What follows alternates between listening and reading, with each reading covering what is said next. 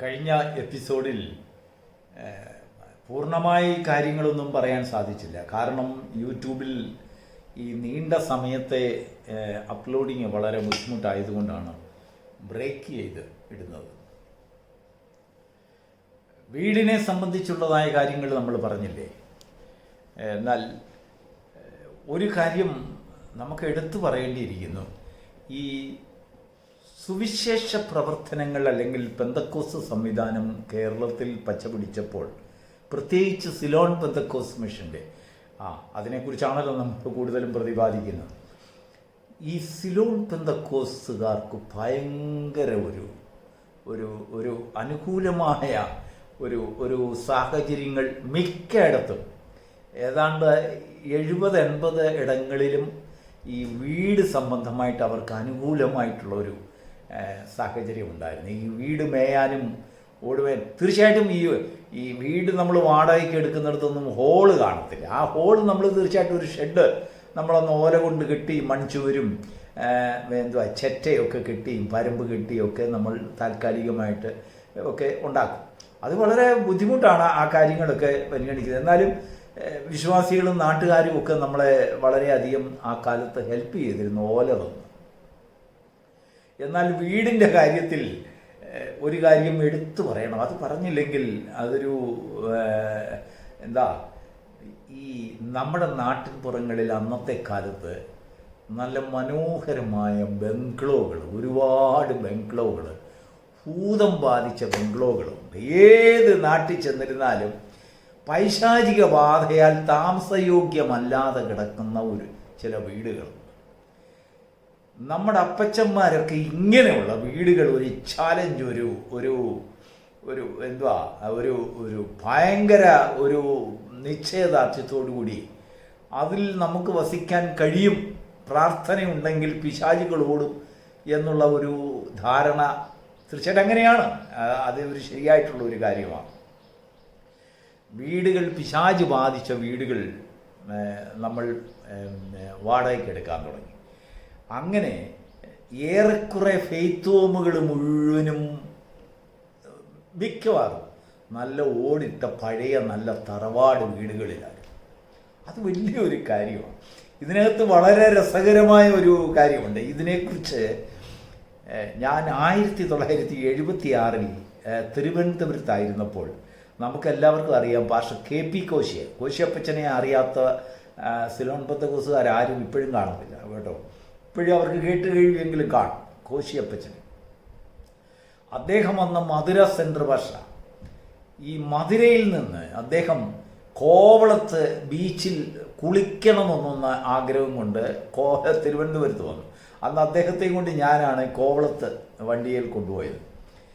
അപ്പോൾ എനിക്ക് ഈ ചരിത്രപരമായ കാര്യങ്ങളൊക്കെ അറിയാൻ വലിയ ഒരു മോഹം, അതൊക്കെ ഞാൻ ഹൃദയത്തിൽ സംഗ്രഹിക്കുകയും ചെയ്യുന്ന ഒരു സ്വഭാവം ഉള്ളതുകൊണ്ട് ഈ പഴയ വീടുകളിൽ തിരുവനന്തപുരം ഭാഗത്തോട്ട് പോയപ്പോൾ നമ്മൾ 1-2 ഫെയ്ത്ത് ഹോമുകളിൽ, എനിക്ക് തോന്നുന്നു വെള്ളറട ഫെയ്ത്ത് ഹോമിലൊക്കെ അദ്ദേഹം കയറി. അന്ന് എന്തോ അദ്ദേഹത്തിന് പരിചയമുള്ള വിശ്വാസികൾ എന്തോ കാര്യമാണെന്നറിയത്തില്ല, വെള്ളറട ഫെയ്ത്ത് ഹോമിൽ കയറിയിട്ടാണ് ഞങ്ങൾ ഇവിടെ കോവളത്ത് പോകുന്നത്. അന്ന് വെള്ളറട ഫെയ്ത്ത് ഹോം ഓല കെട്ടിയ ഫെയ്ത്ത് ഹോം, ഒരു ചെറിയൊരു വീടാണ്. അപ്പം അവിടെ നിന്ന് പോകുമ്പോൾ അപ്പച്ചൻ എന്നോട് ഒരുപാട് ചരിത്രങ്ങൾ പറഞ്ഞു. നിനക്കറിയാമോ ചരിത്രങ്ങളൊക്കെ? പെന്തക്കോസ് നമുക്കൊക്കെ വീടിൻ്റെയൊക്കെ ചരിത്രം അറിയാമോ? ഞാൻ പറഞ്ഞു അറിയത്തില്ല, അപ്പച്ചനൊന്ന് പറയാമോ? അപ്പോൾ പറഞ്ഞു, ഇതുപോലെ നമുക്ക് ഈ ദൈവം നമുക്ക് സൗജന്യമായിട്ട് ഇങ്ങനെ വീടുകൾ ഒരുപാട് ഒരുക്കിയിട്ടുണ്ട്. ചെറിയ വാടക കൊടുത്താൽ മതി. ചിലയിടത്തൊന്നും വാടക വാങ്ങിക്കത്ത് പോലുമില്ല. തമിഴ്നാട്ടിലെ പല വീടുകളും വാടക വാങ്ങാതെ പോലും നമുക്ക് ആരാധനയ്ക്കായിട്ട് തന്നിട്ടുണ്ടെന്ന് അദ്ദേഹം പറഞ്ഞു. കാരണം എന്താണെന്നറിയാമോ?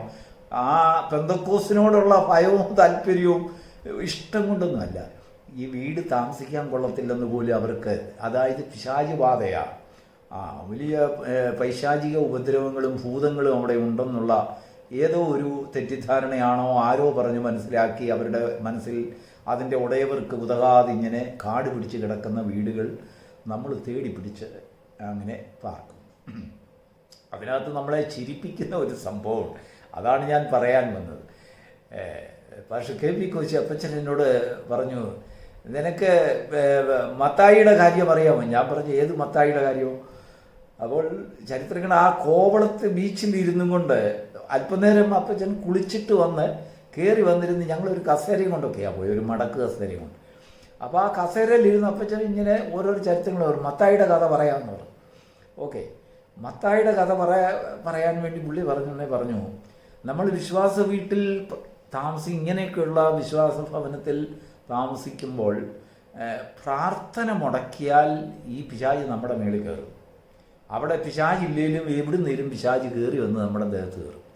അതുകൊണ്ട് വിശ്വാസ വീട്ടിൽ പ്രാർത്ഥന മുടങ്ങാതെ നടക്കണം. അതിനുവേണ്ടി ഉദാഹരണമായിട്ടൊരു കാര്യം പറഞ്ഞതാണ്, പുള്ളി ഒരു അനുഭവം പറഞ്ഞതാണ്, വളരെ രസമാണ്. മധുരയിൽ പുള്ളിയുടെ കീഴിൽ മത്തായി എന്ന് പറയുന്ന ഒരു ഉപദേശി ഉണ്ടായിരുന്നു, മൂപ്പനായിരുന്നു എന്ന് പറഞ്ഞു. ഈ മത്തായി എന്ത് ചെയ്താൽ സ്വോത്ര പ്രാർത്ഥനയ്ക്ക് എണ്ണീക്കത്തില്ല. അപ്പോൾ സഹോദരിമാർ പല പ്രാവശ്യം കംപ്ലൈൻറ്റ് ചെയ്തു, ഇതുപോലെ മത്തായി സ്വോത്ര പ്രാർത്ഥനയ്ക്ക് എണ്ണീക്കത്തില്ല.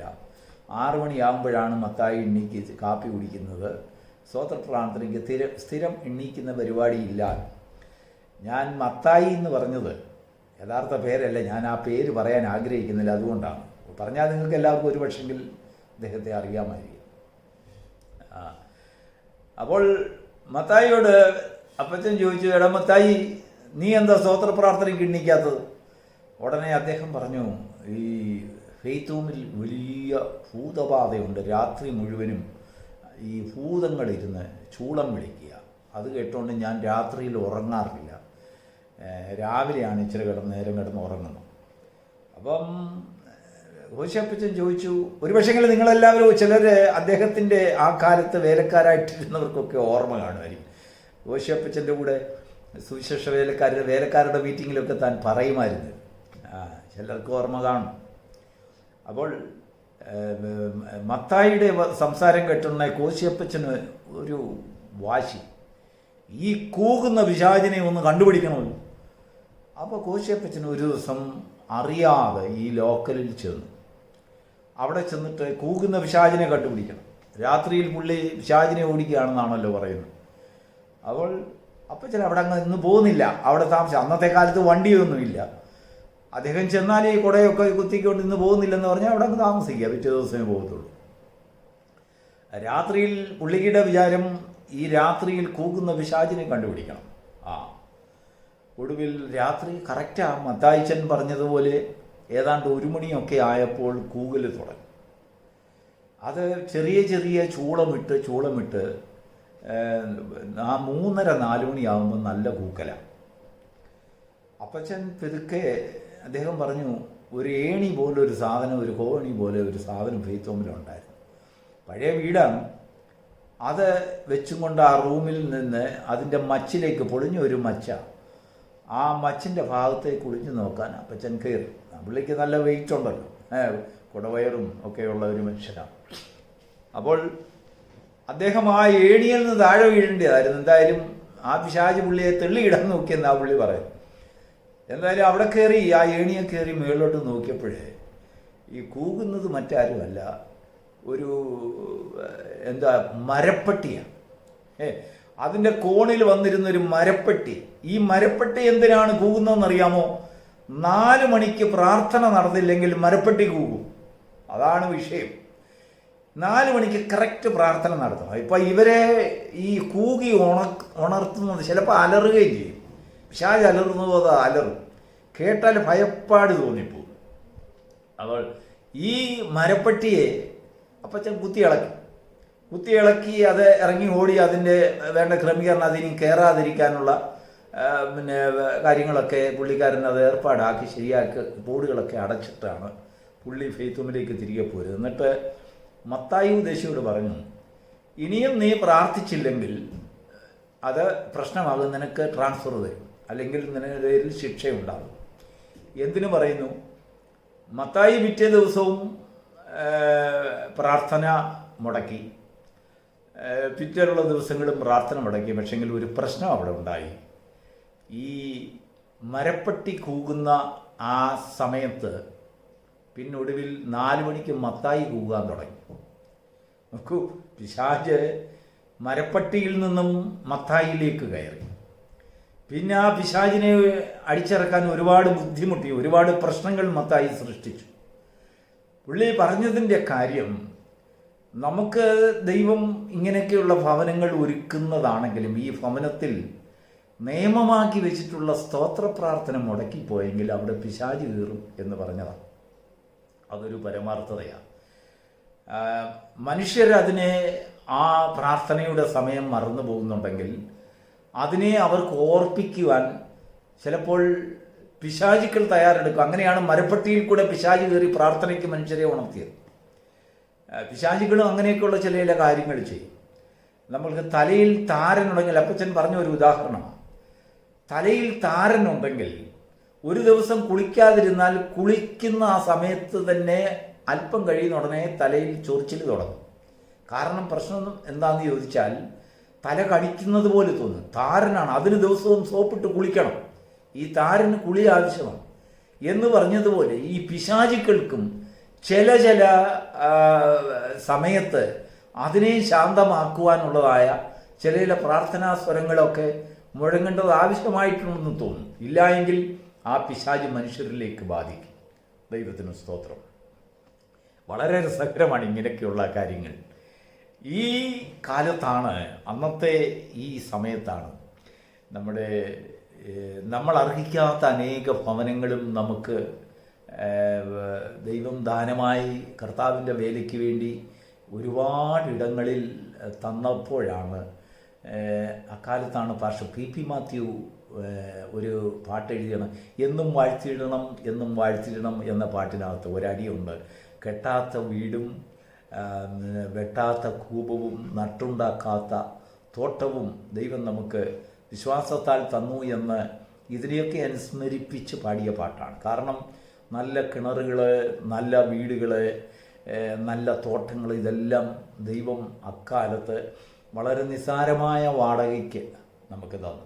വളരെ കുറച്ച് ഭാഗങ്ങളിൽ മാത്രമേ ചോർന്നൊലിക്കുന്ന ഫെയ്ത്തൂമുകൾ ഉണ്ടായിരുന്നുള്ളൂ. ഹോളിലൊക്കെ നമ്മൾ ഓല കെട്ടി ഹോളുകൾ ഉണ്ടാക്കണമായിരുന്നു. പക്ഷെങ്കിൽ മിക്ക ഫെയ്ത്തൂമുകളും ഒരുവിധം നല്ല തറവാടുകളായിരുന്നു, അല്ലെങ്കിൽ നല്ല ഓടിട്ട വാർത്ത കെട്ടിടങ്ങളൊക്കെ, പഴയ ബംഗ്ലോകളൊക്കെ നമുക്ക് കർത്താവിൻ്റെ വേലയ്ക്ക് കിട്ടി. പക്ഷെങ്കിൽ അവിടെ എടുത്തു പറയേണ്ട ഒരു കാര്യം കൂടെ, അതിൽ പല വീടുകൾ ഇപ്പോഴും അതുപോലെ കിടക്കുക.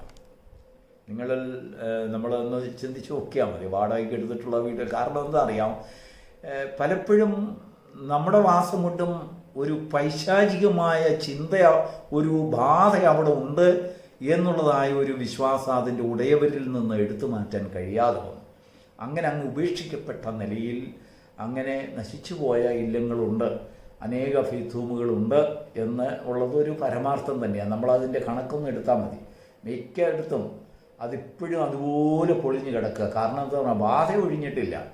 എന്നാൽ പ്രാർത്ഥനയില്ലാതെ വിശ്വാസഭവനങ്ങളിൽ കഴിഞ്ഞാൽ, പ്രത്യേകിച്ച് സ്തോത്ര പ്രാർത്ഥന എന്ന് പറയുന്നത് വലിയൊരു ആയുധമായിരുന്നു അന്നത്തെ. ഇന്നും അങ്ങനെയാണ്.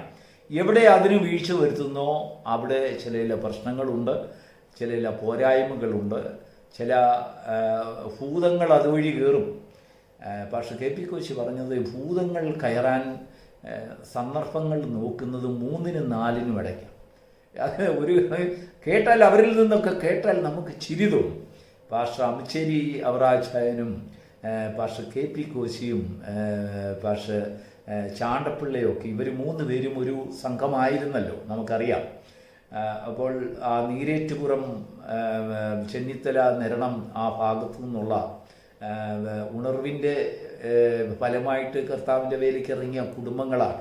അവരൊന്നും സാധാരണക്കാരായിരുന്നില്ല, മോശക്കാരല്ല, വളരെ പ്രമുഖന്മാരായിട്ടുള്ള പ്രഗത്ഭന്മാരായ, സാമ്പത്തികവും പേരുകൊണ്ടും പ്രശസ്തി കൊണ്ടും എല്ലാം കൊണ്ടും ഉന്നത നിലവാരം ജീവിതത്തിൽ പുലർത്തിപ്പോകുന്ന കുടുംബങ്ങളിൽ നിന്ന് ക്രിസ്തുവിന് വേണ്ടി അതൊന്നും വേണ്ട, കർത്താവിൻ്റെ വരവെടുത്തുപോയി എന്ന് പറഞ്ഞുകൊണ്ട് അവർക്കുള്ളതിനെ എല്ലാം കുഞ്ഞുങ്ങളുമായിട്ട് കർത്താവിൻ്റെ വേലയ്ക്ക് ഇറങ്ങിയവർ. അവരുടെയൊക്കെ ചരിത്രങ്ങളൊക്കെ നമുക്ക് പുസ്തകങ്ങളിലൊക്കെ നമുക്ക് കാണാൻ കഴിയും.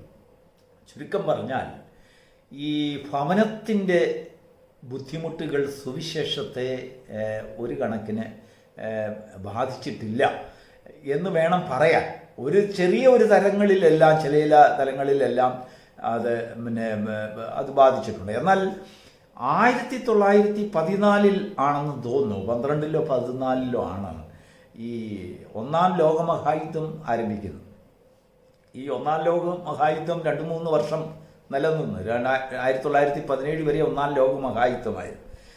അക്കാലത്താണ് കുക്ക് സാഹിബ് ഇവിടെ വന്ന് അത്ഭുതങ്ങൾ പലതും വിശ്വാസത്താൽ പ്രവർത്തിച്ച് താനും കുടുംബവും ഇവിടെ പ്രവർത്തനം തുടങ്ങി. തുവിയൂരും കൊട്ടാരക്കരയും ബാംഗ്ലൂരിലും ചെങ്ങന്നൂരിലും എന്ന് വേണ്ട അനേക ഇടങ്ങൾ, കോഴഞ്ചേരിയിലുമൊക്കെ അനേക ത്യാഗങ്ങളിൽ കൂടെ അവർ വേല ചെയ്തു എന്നുള്ളതാണ് സത്യം. പെന്തക്കോസ്ത് അങ്ങനെ ഒരു നമ്മുടെ സിലോൺ പെന്തക്കോസ്ത് മിഷൻ്റെ ആഗമനം കൊണ്ട് മാത്രം പടുത്തുയർത്തിയ ഒരു സംവിധാനമല്ല കേരളത്തിൽ. അതിനു മുമ്പ് പക്ഷെങ്കിൽ അതിനെയെല്ലാം ആ യുദ്ധം കാരണം ഒരു ഏകോപനമായ രീതിയിൽ അന്ന് അതിനെ പടുത്തുയർത്തുവാൻ അവരെ കൊണ്ട് സാധിച്ചില്ലെന്നുള്ള ഒരു സത്യമാണ്. ഞാൻ കുക്ക് സാഹിബിൻ്റെ ജീവചരിത്രത്തിൽ നിന്ന് ഒന്ന് വായിച്ചത്, അദ്ദേഹം കൊട്ടാരക്കര ഒരു ഭവനത്തിൽ ആദ്യമായിട്ട് യാത്രക്കിടയിൽ കയറിയപ്പോൾ ഒരു പാവപ്പെട്ട കുടുംബത്തിൽ നിന്ന് ഭക്ഷണം ഉണ്ടാക്കി കൊടുത്ത് അവിടെ ചോറും കറിയുമൊക്കെ അവർക്ക് ഉണ്ടാക്കി കൊടുത്തു. പക്ഷെങ്കിൽ വിളമ്പി കൊടുക്കാൻ ഒരു പ്ലേറ്റ് ഇല്ല. ഒടുവിൽ ആ വീടിൻ്റെ മൂലയിൽ എവിടെയോ കബഡി പൊട്ടിയതായ ഒരു ഇരുമ്പ് പിഞ്ഞാണം, അന്നൊക്കെ പിഞ്ഞാണം എന്നാണ് പറയുന്നത്, ഇരുമ്പ് പിഞ്ഞാണം, കബഡിയില്ലാത്ത പിഞ്ഞാണത്തിൽ ഇച്ചിരി ചോറ് വിളമ്പി കറിയും വിളമ്പി. അതിൽ 3-4 പേരുണ്ടായിരുന്നവർക്ക് ഓരോരുത്തർ കഴിച്ചു തീരുന്നവർ ഓരോരുത്തർ പിന്നെ നോക്കിയിരുന്നു. കാരണം ഈ പിഞ്ഞാണം ഒഴിഞ്ഞെങ്കിലല്ലേ അടുത്ത ആളിന് ഒരു പിഞ്ഞാണമേ ഉള്ളൂ. അങ്ങനെയൊക്കെയുള്ള ഒരു കാലയളവുണ്ടായിരുന്നു പ്രിയമുള്ളവരെ. കോപ്പയും പിഞ്ഞാണവും പിന്നെ എന്താ ഇപ്പോൾ നമ്മൾ കഴിയുന്നതായ സാഹചര്യങ്ങളൊന്നും ആയിരുന്നു. പക്ഷെങ്കിൽ അന്നൊക്കെ ഒരു സന്തോഷവും പ്രത്യാശയും ഉണ്ടായിരുന്നു. ദാരിദ്ര്യമുണ്ടായിരുന്ന കാലത്ത് പ്രത്യാശയ്ക്ക് വളരെ ഒരു കുറവുമില്ല. നാളെ വരുമെന്ന്, കർത്താവ് നാളെ വരുമെന്ന് പറഞ്ഞാൽ അതുപോലെ വിശ്വസിക്കുന്ന ഒരു കൂട്ടമാണ് അന്നത്തെ ഒരനുഭവം. പെന്തക്കോസ്തിൽ പോകുന്നത് ആക്ഷേപമാണ്. പക്ഷെങ്കിൽ വീടുമില്ല, കൂടുമില്ല, കാര്യം ശരിയാ, സമുദായത്തിൻ്റെ ചുറ്റുപാടുകളിൽ നിന്നൊക്കെ പെന്തക്കോസ്തിലേക്കൊക്കെ വരിക എന്ന് പറഞ്ഞാൽ അത് അന്ന് മാനസികമായിട്ട് കുറേ ബുദ്ധിമുട്ടുകൾ, ആക്ഷേപങ്ങളൊക്കെ വരും. പക്ഷെങ്കിൽ ഇതിനകത്ത് വന്നു കഴിഞ്ഞാൽ പിന്നെ ഒരു സ്പിരിറ്റാണ്. ഇതങ്ങ് നമ്മളെയും കൊണ്ട് അങ്ങ് യാത്ര ചെയ്യും. അതാണ് ദൈവസ്നേഹത്തിൻ്റെ മാധുര്യം എന്ന് പറയുന്നത്. പിന്നെ ഒരിക്കൽ ഇതിൻ്റെ വലയിൽപ്പെട്ടാൽ പിന്നെ ജീവിതത്തിൽ രക്ഷപ്പെടാനൊക്കത്തില്ല എന്ന് ചിലരെ പരിഹസിച്ച് പറഞ്ഞേക്കാം. എടാ, നീ ഒരിക്കൽ പെന്തക്കോസ്തിൽ പോയാൽ നിൻ്റെ ജീവിതത്തിൽ അവിടെ ഊരാനൊക്കത്തില്ലെന്ന്. കാരണം ഊരിയിരുന്നാലും ഇവൻ്റെ പുറകെ പെന്തക്കോസ്ത് പോകും. അതാണ് കാര്യം. കാരണം എന്താണെന്നറിയാമോ? കർത്താവ് പറഞ്ഞു, ഒരുവൻ എന്നെ പിൻഗമിച്ച് അല്ലെങ്കിൽ എന്നെ അംഗീകരിച്ച് എൻ്റെ നാമത്തെ ഏറ്റു പറഞ്ഞാൽ വളരെ പെട്ടെന്ന് അവൻ അതിനെ ഉപേക്ഷിച്ച് പോകുവാൻ കഴിയുകയില്ല, അതിനെതിരായിട്ട് സംസാരിക്കുവാൻ കഴിയുകയില്ല. അത് ഭയങ്കര ഒരു തത്വമാണ് കേട്ടോ. അത് യേശുവിനെ നമ്മൾ അംഗീകരിച്ച് അവനെ സ്നേഹിച്ചു കഴിഞ്ഞാൽ, നമ്മുടെ ഉള്ളിൽ കർത്താവ് വന്നു കഴിഞ്ഞാൽ, നമ്മൾ ഏത് പാതയിൽ കൂടെ പിന്നെ പോയിരുന്നാലും ശരി, ഈ യേശു എന്ന് പറയുന്നത് അല്ലെങ്കിൽ കർത്താവിൻ്റെ സ്നേഹം നമ്മളെ വിട്ട് മാറാതെ നമ്മളെ എങ്ങനെയെങ്കിലും ആ ഉടാകുടിയിൽ നിന്ന് രക്ഷിച്ച് വീണ്ടും ദൈവത്തിൻ്റെ സ്നേഹത്തിലേക്ക് കൊണ്ടുവരുവാൻ അത് കഠിനമായി ശ്രമിക്കും. ഒരുത്തരെയും ദൈവം നഷ്ടപ്പെടുത്തി കളയത്തില്ല. അവൻ്റെ ജീവിതത്തിൽ പല വഴിത്തിരിവുകൾ ദൈവം സൃഷ്ടിക്കും. അത് വലിയൊരു അച്ചിട്ടായിട്ടുള്ള ഒരു കാര്യമാണ്. നമ്മൾ മനുഷ്യരെക്കുറിച്ച് പലതും പറയും, പക്ഷേ ദൈവം ഒരുത്തനെ മുദ്രയിട്ടാൽ അത് വലിയ ഒരിതാണ്.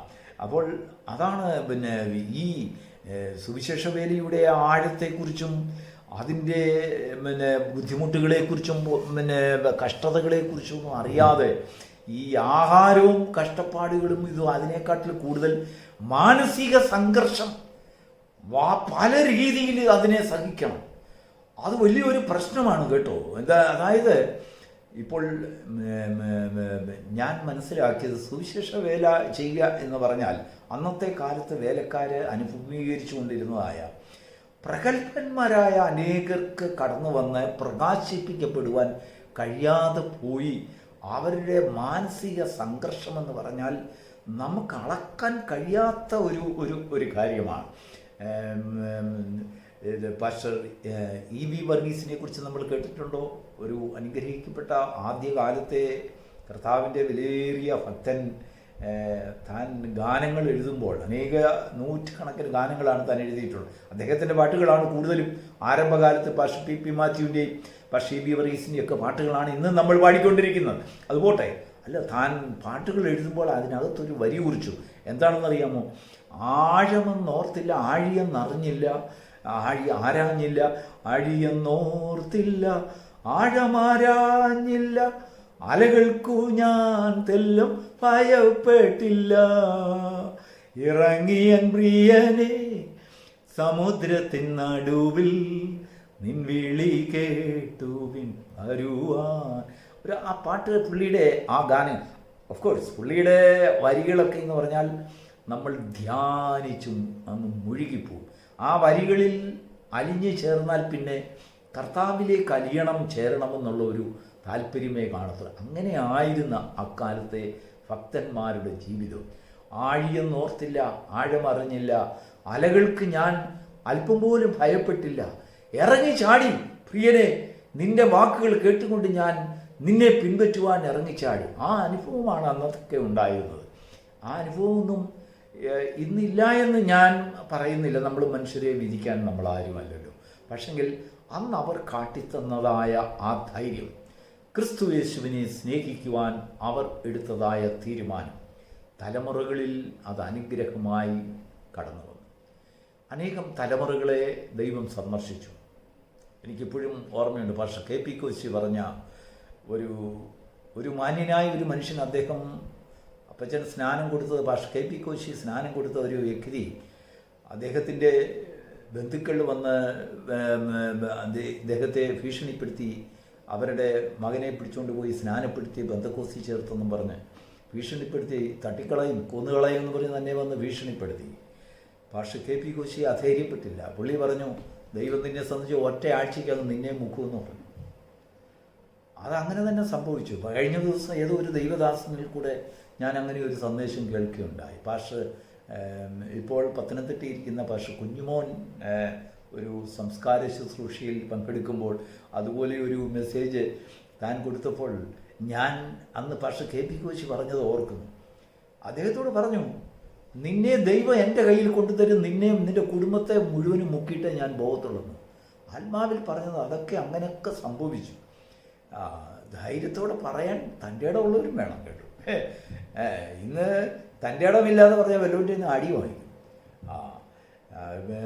അതായത് പറഞ്ഞതിൻ്റെ ഉദ്ദേശം ഭക്തന്മാരുടെ വാക്കുകളെ സ്വർഗം അക്കാലത്ത് മുദ്രയിട്ടു. വിശ്വാസത്തോടു കൂടി ഉച്ചരിക്കുന്ന വാക്കുകൾ മുദ്രയിടത്തക്കതായ രീതിയിൽ ദൂതന്മാരെ ദൈവം സജ്ജമാക്കി നിർത്തി എന്നുള്ളതാണ് സത്യം. അതുകൊണ്ടാണ് പെന്തക്കോസ്ത് കേരളത്തിൽ വളർന്നത്. കേരളത്തിൽ തന്നെയല്ല, ലോകത്തിൻ്റെ ഇതര കോണുകളിൽ പെന്തക്കോസ്ത് വർദ്ധിക്കുവാനും വളരുവാനും കാരണം വാക്കുകളുടെ ശക്തിയാണ്, വാക്കുകളുടെ ബലമാണ്. ആത്മാവിൽ നിറഞ്ഞുകൊണ്ട് പറയുന്നതായ ഉച്ചരിക്കുന്നതായ വാക്കുകൾ ഈ മലയോട് നീങ്ങിപ്പോകുവാൻ കൽപ്പിക്കുക, അത് നീങ്ങിപ്പോകും എന്ന് പറയുമ്പോൾ അത് അങ്ങനെ തന്നെ അതിനെ സംഭവിപ്പിക്കുവാൻ അതിന് ശക്തരായ ചില ഭക്തന്മാർ അന്ന് ദൈവം അവരെ എഴുന്നേൽപ്പിച്ചു. അടിസ്ഥാനപരമായി ഇന്നൊരു പക്ഷെങ്കിൽ അവർ വെട്ടിയിട്ട പാതയിൽ കൂടെ നമുക്ക് സഞ്ചരിക്കുക.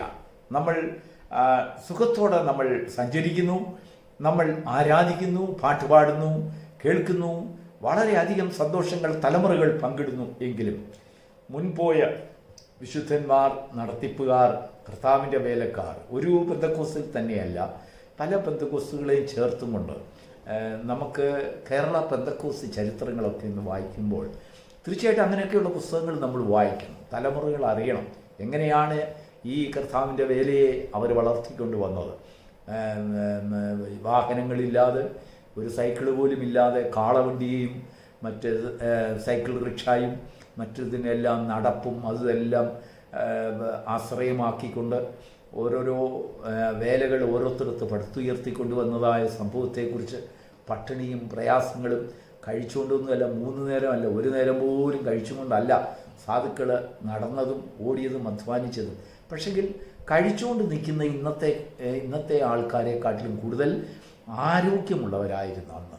നമുക്ക് ആഹാരമെല്ലാം ഉള്ളപ്പോൾ ഒരുപാട് രോഗങ്ങൾ നമുക്ക് കൊണ്ടുവരും. സമൃദ്ധിയായ ആഹാരം ഒരുപാട് രോഗം കൊണ്ടുവരുന്നില്ലേ എന്ന് പറഞ്ഞതുപോലെ സമൃദ്ധി അല്ലാത്തതായ അല്ലെങ്കിൽ ലോപിച്ചതായ അനേക സന്ദർഭങ്ങളിൽ മനുഷ്യൻ ആരോഗ്യത്തോട് നിന്ന ചരിത്രമുണ്ട്. അതുപോലെ തന്നെ വിശ്വാസ ജീവിതത്തിലും അങ്ങനെയാണ്. ഫെയ്ത്ത് ലൈഫിനെ കുറിച്ചുള്ളതായ ഒരുപാട് ചരിത്രങ്ങളുമായി ഞാൻ നിങ്ങളുടെ മുൻപിൽ വീണ്ടും വരുന്നതായിരിക്കും. ദൈവം നിങ്ങളെ ധാരാളമായി അനുഗ്രഹിക്കട്ടെ. God bless.